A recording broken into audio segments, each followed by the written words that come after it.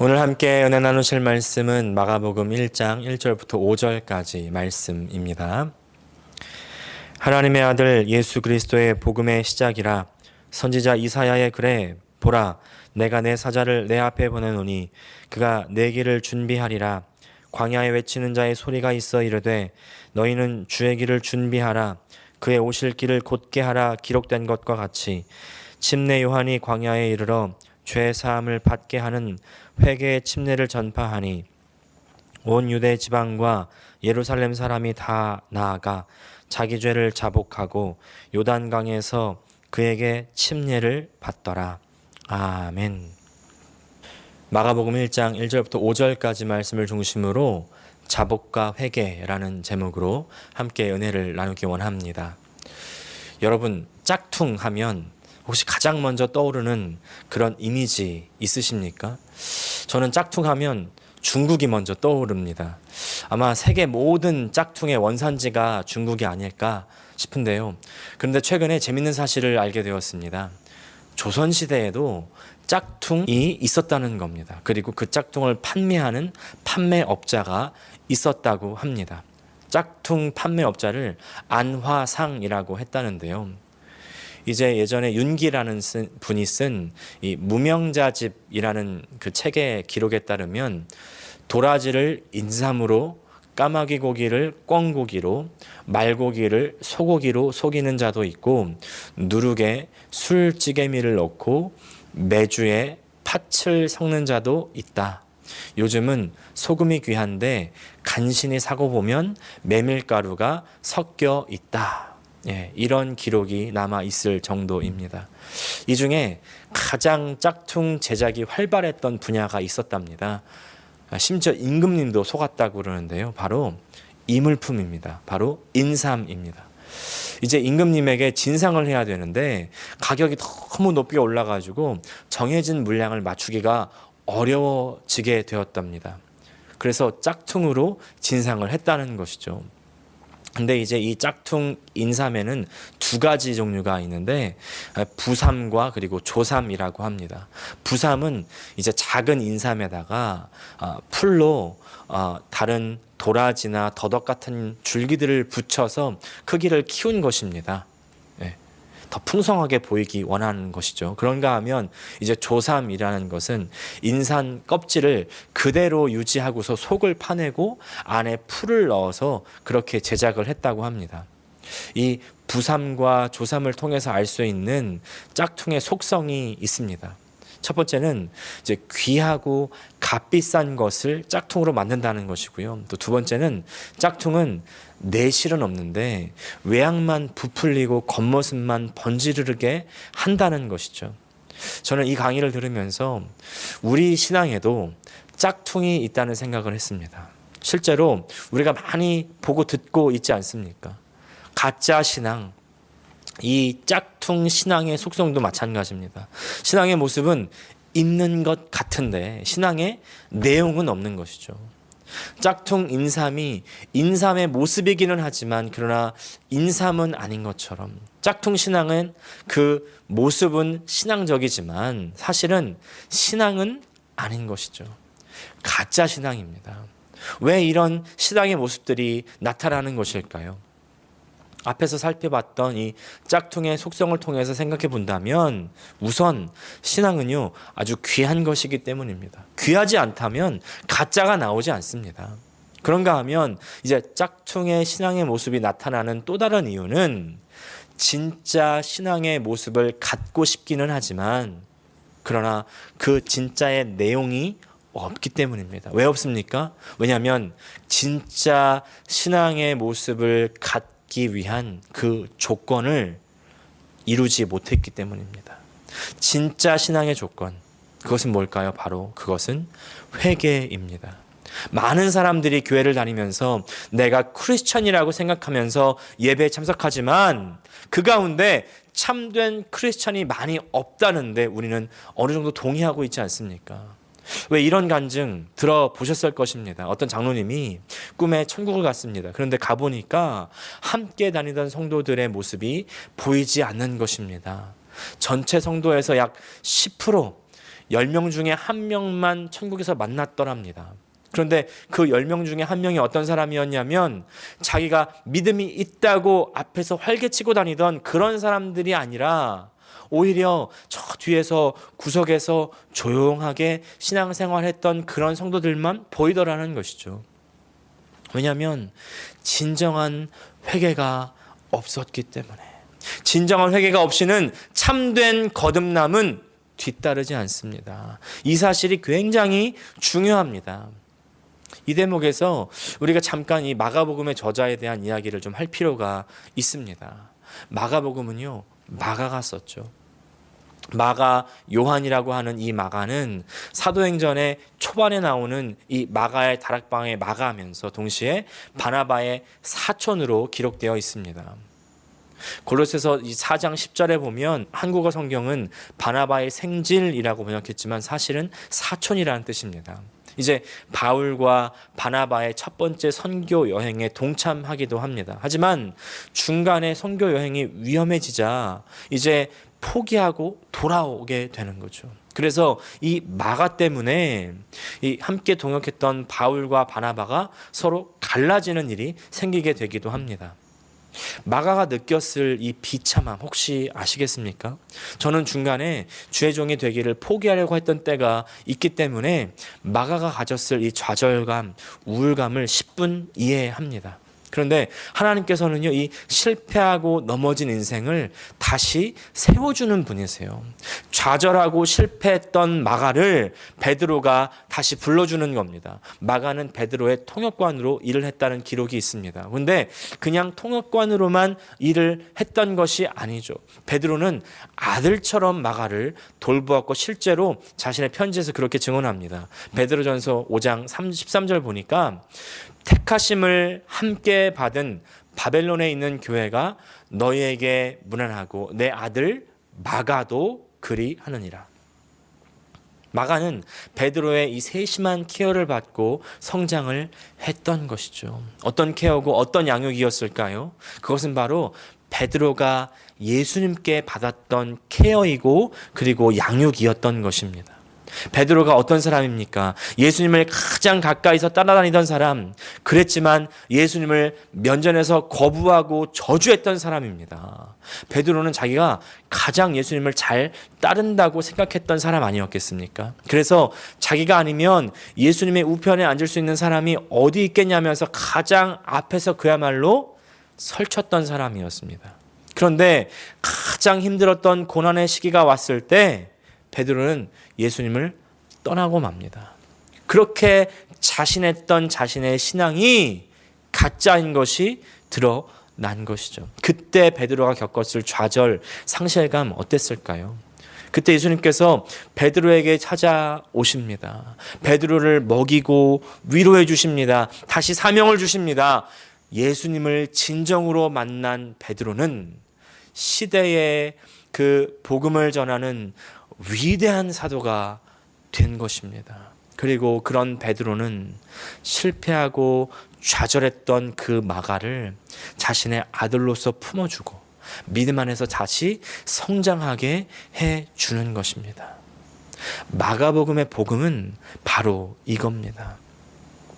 예수님의 수제자로서 예수님을 가장 잘 알고 자신이 최고의 신앙인이라고 생각했었지만 실패하고 좌절했던 그 베드로가 예수님을 만난 사건입니다. 마가도 똑같습니다. 성령께서 강림하실 때 자신의 집을 내주었고 함께했던 마가, 그리고 사상 첫 선교 여행에 함께 동참까지 했던 그런 마가, 기록에 따르면 부유했던 부잣집 청년이었다고 합니다. 부족한 것이 없었던 젊은 나이에 교회 중책을 맡았던 그 청년 마가, 자신이 얼마나 그 믿음이 좋은 사람이라고 생각했을까요? 신앙의 엘리트라고 생각했을까요? 그러나 선교 여행에 실패하고 그런 어려운 환경에 막혀서 실패하고 좌절했던 그 마가, 그런 그에게 베드로는 자신이 예수님께 받았던 그 세심한 케어, 그 은혜를 나누어 준 겁니다. 다른 게 케어가 아니에요. 자신이 만났던 예수님을 들려주고 알게 해주고 소개해 주는 겁니다. 그리고 마가는 그 베드로의 설교와 증언을 통해서 들은 예수님을 잘 정돈해서 기록하죠. 그것이 바로 마가복음입니다. 그러니까 어떤 의미에서 마가복음은 베드로복음이라고까지도 말할 수도 있습니다. 무슨 의미냐면 이 마가복음은요, 믿음이 있었다고 착각했던 사람이 예수님을 만났다는 것이 그냥 만나서 인사를 나눴다는 것이 아니라 옆에서 일어났던 그런 기적을 맛보았던 것만으로 끝나는 것이 아니라 정말 예수님을 자신의 왕으로, 자신의 주인으로, 구세주로 인정하고 받아들였다는 것입니다. 우리는 그것을 예수님을 인격적으로 만났다 이렇게 표현하죠. 모든 복음서들이 그런 특징이 있지만 마가복음은 예수님을 인격적으로 만나서 변화되는 이야기, 사람을 그렇게 변화시키시는 예수님의 이야기입니다. 복음서에 4가지 복음서가 있죠. 마태, 마가, 누가, 요한 각 복음서마다 다 특징이 있는데 특별히 마가복음은 그렇게 우리를 변화시키기 위해서 섬겨주시는 그 예수님을 그리고 있습니다. 앞으로 우리가 마가복음 통해서 다 잘 배워 나갈 것입니다. 그래서 오늘의 본문의 말씀이 참 중요합니다. 우리를 변화시키시는 예수님, 참된 신앙인으로 거듭나게 하기 위해서 오늘의 본문은 정말 중요합니다. 바로 복음과 회개입니다. 오늘의 본문은 복음으로 새로운 시대를 시작하는 선포로 시작합니다. 1절 말씀 같이 읽습니다. 하나님의 아들 예수 그리스도의 복음의 시작이라. 지난주에 잠깐 언급해드렸던 이 1절의 말씀은 사실 굉장히 놀라운 선포, 아니 발칙하고도 위험한 선포입니다. 지난주에 복음, 그러니까 유앙겔리온이라는 말 자체가 사실은 황제 숭배 용어였다는 사실을 설명해 드린 바가 있습니다. 다음 구절을 한번 잘 들어보십시오. 로마의 2번째 황제 아우구스투스의 생일을 묘사한 비문을 보면 이런 구절이 있습니다. 신의 아들 황제 아우구스투스, 그러나 신의 생일은 그로 말미암아 세상을 위한 복음의 시작이었다. 어떻습니까? 완전히 똑같지 않습니까? 우리나라는 신, 그러니까 God을 하나님이라고 번역해서 그렇지 하나님만 신이라고 한다면 이 마가복음 1장 1절은 신의 아들 예수 그리스도의 복음의 시작이라. 이 세상 나라와는 완전히 다른 새로운 세상을 다스리는 황제가 오셨다는 아주 반역적인 표현인 것입니다. 어떤 새로운 세상입니까? 더 이상 자아와 죄와 죽음의 저주가 다스리는 나라가 아니라 원래 하나님께서 만드신 대로 하나님의 뜻과 원칙대로 하나님 말씀대로 다스리시는 하나님의 나라로 회복시키신다는 것입니다. 복음이죠. 그리고 이 복음은 바로 신의 아들 Son of God, 이 하나님의 아들 예수 그리스도입니다. 왜 예수 그리스도께서 복음인지 지난주에 함께 살펴보았죠. 그렇다면 이제 하늘의 새로운 황제이신 이 예수 그리스도께서 만드시는 새로운 나라에 들어가야 될 텐데 그게 바로 구원이죠. 왜냐하면 이제 이 나라에는 더 이상 슬픔과 고통이 없고 탐욕과 정욕이 없고 기쁨이 충만하기 때문입니다. 이사야서 61장 1절부터 3절까지의 예언의 말씀이 바로 그 말씀을 선포하고 있지 않습니까?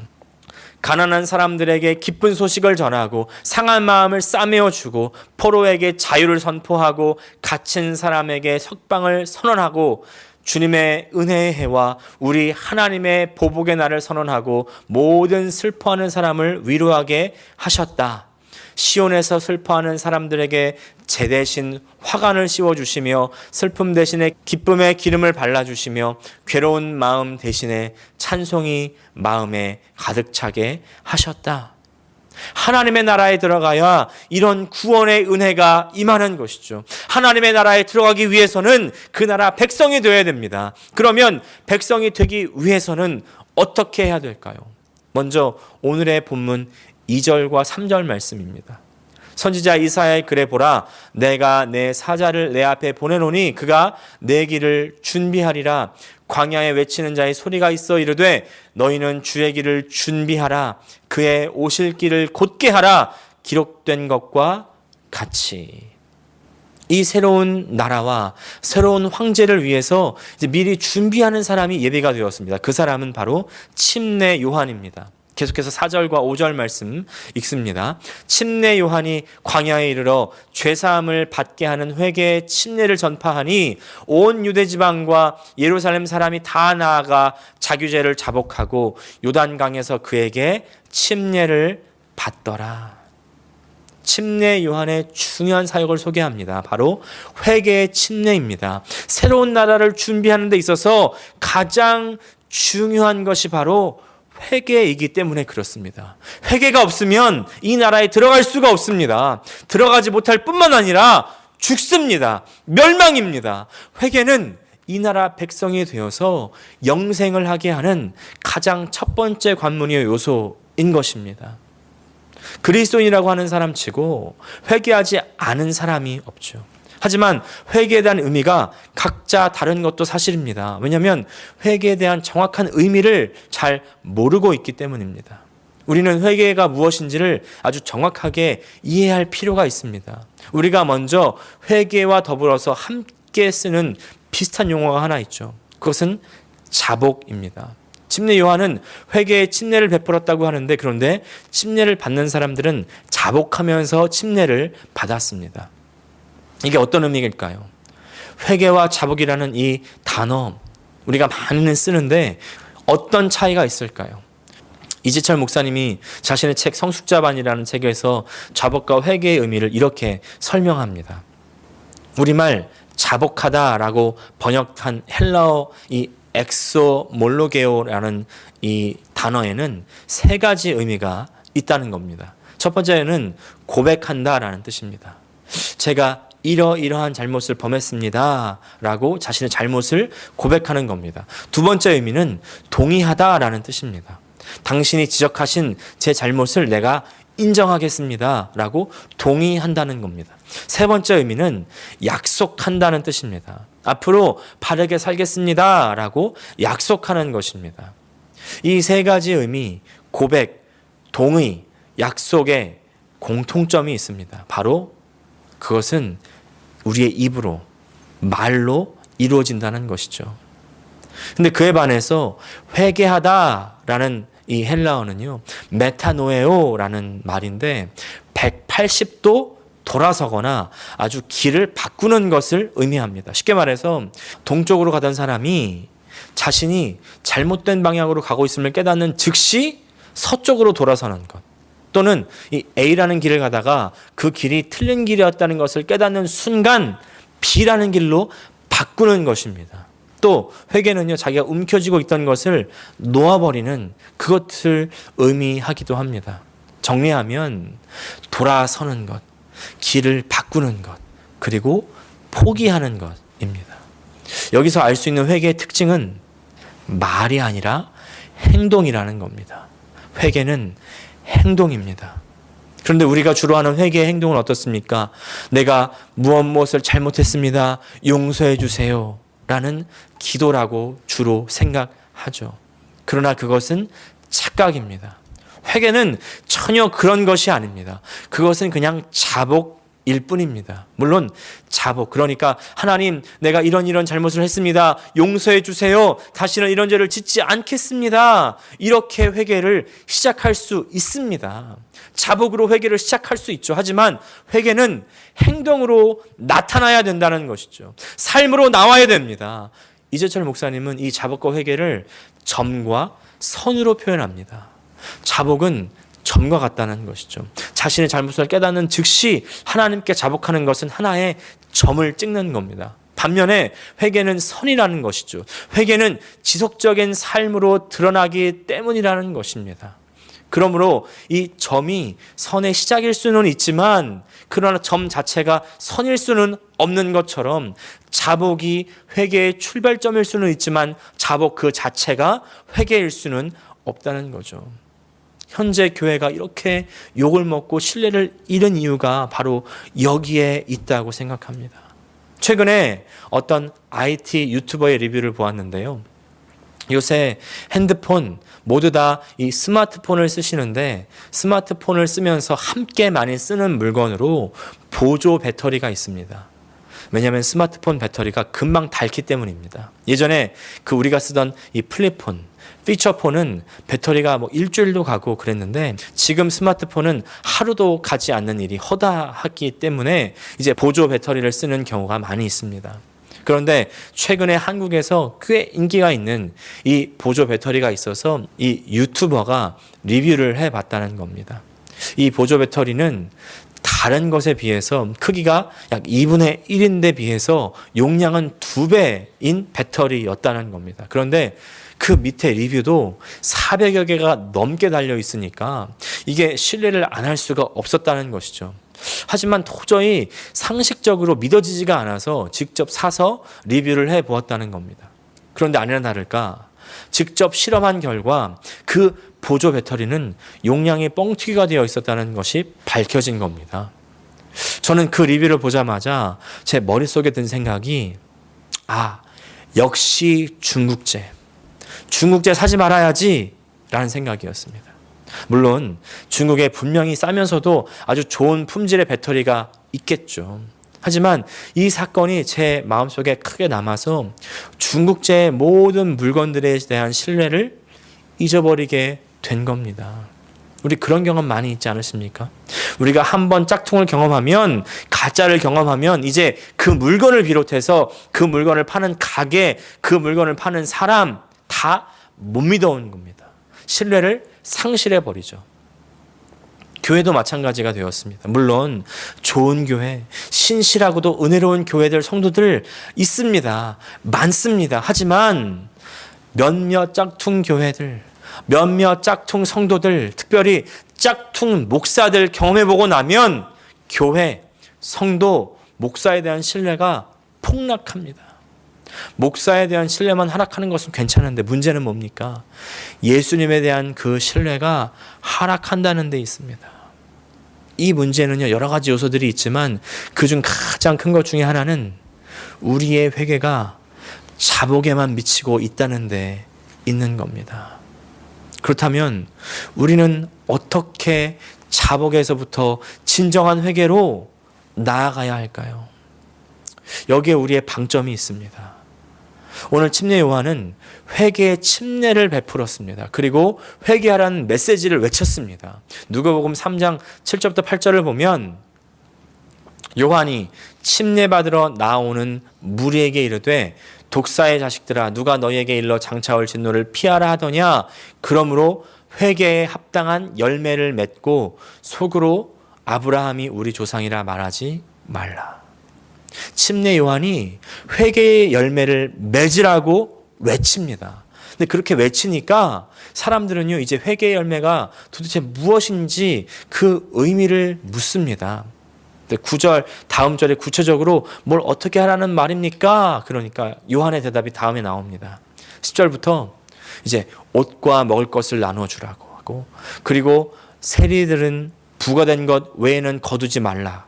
또 군인들에게는 강탈하지 말라. 거짓으로 고발하지 말라. 원래 급료에만 만족해라. 요한은요, 삶과 행동을 바꿔야 한다고 말하는 것이죠. 하지만요, 이 요한의 회개의 촉구를 들었던 이 사람들이 다 회개로 연결되지 못합니다. 오늘 본문의 5절 말씀 다시 보면 온 유대 지방과 예루살렘 사람이 다 나와 자기 죄를 자복하고 요단강에서 그에게 침례를 받더라. 이 사람들이 다 자복하고 침례까지는 받았습니다. 입으로 고백하고 결단의 모습은 있었지만, 또 침례라는 그런 신앙의 모습은 있었지만 회개의 삶까지 연결되는 그런 설명이 나오지 못하고 있는 겁니다. 우리도 죄의 자복이 있고 또 고백과 결단이 있고 예배에 참석하고 봉사하고 헌금하는 그런 신앙의 모습은 있지만 회개의 삶까지 연결되지 못하고 있지 않습니까? 그래서 우리는요, 회개를 강조하고 또 회개를 하려고 하지만, 그러나 사람이 주도하는 회개가 여러분 어떤 식으로 전개되는지 한번 보십시오. 침례 요한은 계속해서 회개를 촉구합니다. 그래서 당시 그 권력의 정점이었던 헤롯 대왕에게까지 회개의 목소리를 높입니다. 누가복음 3장 19절 말씀입니다.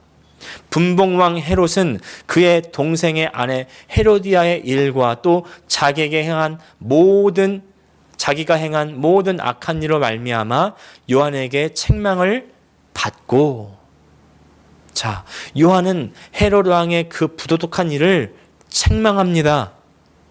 그런데 결국 그 요한은요, 그 책망한 일로 말미암아 죽임을 당하는 것입니다.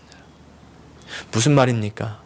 사람이 말하는 회개의 촉구, 결국 회개를 요구한 사람의 죽음으로 끝나고 맙니다. 사람이 주도하는 회개는요, 그 열매가 맺히지 않습니다. 못합니다. 그렇다면 우리는 회개를 말하지 말아야 될까요? 회개하려고 하지 말아야 될까요? 어떻게 해야 되는 걸까요?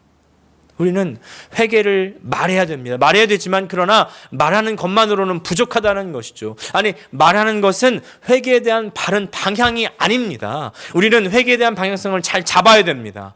바른 방향은 사람이 주도하는 회개가 아니라 회개를 이루시는 그분께 포커스를 맞춰야 된다는 거죠. 바로 예수님입니다. 회개를 해야 된다는 이야기를 들었지만 듣기만 했던 사람들은 진정한 회개에 이르지 못합니다. 하지만 예수님을 만났던 사람들을 보십시오. 앞으로 우리가 마가복음 통해서 그 사람들을 다 살펴보겠지만 니고데모, 막달라 마리아, 또 예수님께서 그 하인을 고쳐주셨던 그 백부장, 또 세리장 삭개오, 아리마대 요셉, 십자가에 달렸던 한 강도, 이외에도 수많은 사람들이 있는데 이 사람들의 공통점이 한 가지가 있습니다. 예수님께서는요, 이 사람들을 만나실 때 한 번도 회개하라고 직접적으로 죄를 들춰내거나 지적하지 않으십니다. 책망하지 않으십니다. 오히려 나는 너를 정죄하지 않는다. 그냥 함께 들어가서 집에 들어가서 시간을 보내시고 식사를 함께 하시고 말씀을 나누십니다. 치료해 주시고 말씀을 가르쳐 주십니다. 뭐냐면 하나님의 사랑을 보여주시고 나눠주시는 겁니다. 품어주시는 겁니다. 그리고 이 예수님의 사랑, 예수님을 통한 이 하나님의 사랑을 만난 사람들은 책망을 당하지 않았지만, 지적을 당하지 않았지만, 내가 추궁을 당하지는 않았지만 진정한 회개로 인도되는 겁니다. 삶이 변화되는 겁니다. 참된 회개의 조건은요, 바로 하나님의 사랑을 받고 만나는 것이기 때문입니다. 사랑하는 여러분, 하나님께서 우리들을 사랑하셨습니다. 그래서 자신의 가장 소중한 독생자를 주셨습니다. 독생자는 자신을 십자가에 기꺼이 희생하셨습니다. 우리가 다시 살기를 바라셨기 때문이죠. 그 예수님을 만나시기를 바랍니다. 그 사랑을 받아들이시기를 바랍니다. 그 은혜를 구하십시오. 사랑하는 성도 여러분, 회개는 노력이 아닙니다. 자꾸 노력하려고 하니까 그 반대급부로 바리새인이 되어가는 겁니다. 아니에요. 회개는 은혜입니다. 하나님의 사랑을 깨닫고 만나고 받아들이면 하나님께서 하게 해주시는 것입니다. 우리가 구할 것은 그 사랑을 깨닫게 해달라고, 만나게 해달라고 구하는 것입니다. 그리고 예전에 깨닫고 만났던 그 사랑에 머무는 것이 아니라 매일 새롭게, 매일 다시 새롭게 깨닫고 만나게 해달라고 구하는 것입니다. 그 은혜에서 벗어나면 그때부터 짝퉁 신앙인으로 전락하고 말게 되는 것입니다. 오늘의 결론을 맺습니다. 우리 진짜 신앙의 가장 첫걸음은 회개로부터 시작됩니다. 그러나 이 회개는 사람이 주도할 수 없습니다. 하나님께서 주도하셔야 됩니다. 왜냐하면 진정한 회개는 노력이 아니기 때문입니다. 마가와 베드로가 다시 회복할 수 있었던 이유, 책망이 아니라, 노력이 아니라 예수님의 사랑과 은혜를 만났기 때문입니다. 회개는 은혜입니다. 하나님의 사랑을 받아들이는 것입니다. 예수님을 만나는 것입니다. 이미 하나님께서 십자가를 통해서 자신의 사랑을 확증하셨습니다. 오늘 이렇게 기도하기 원합니다. 주님, 내 신앙에 내 노력을 다 내려놓습니다. 은혜를 주시옵소서. 은혜를 받아들이게 해주시옵소서. 하나님 만나게 해주시옵소서. 매일 하나님을 만나고 매일 은혜를 받아들이게 해주시옵소서. 그때 우리의 진짜 신앙은 시작합니다. 기도하겠습니다. 하나님 우리 아버지, 오늘 이 침례 요한을 통해서 우리의 진정한 자복, 우리의 진정한 회개가 무엇인지를 오늘 배웁니다. 하나님 아버지, 우리가 하나님 말씀을 들으며 하나님 사랑을 깨달을 때 자복의 단계에 머무르지 않게 하여 주시고 회개까지 나아갈 수 있도록 도와주시옵소서. 우리의 참된 삶이 변하게 하여 주시옵소서. 우리의 말로만 그치지 않게 도와주시고 행동으로 나타나 보이며 정말 나타내는 그런 신앙 될 수 있도록 도와주시옵소서. 하나님 사랑을 더 만나야 되겠습니다. 하나님 은혜를 더 깨달아야 되겠습니다. 하나님 아버지, 매일매일 그 사랑과 그 은혜가 살아나는 참된 신앙의 삶으로 우리를 변화시켜 주시옵소서. 예수님의 이름으로 기도합니다. 아멘.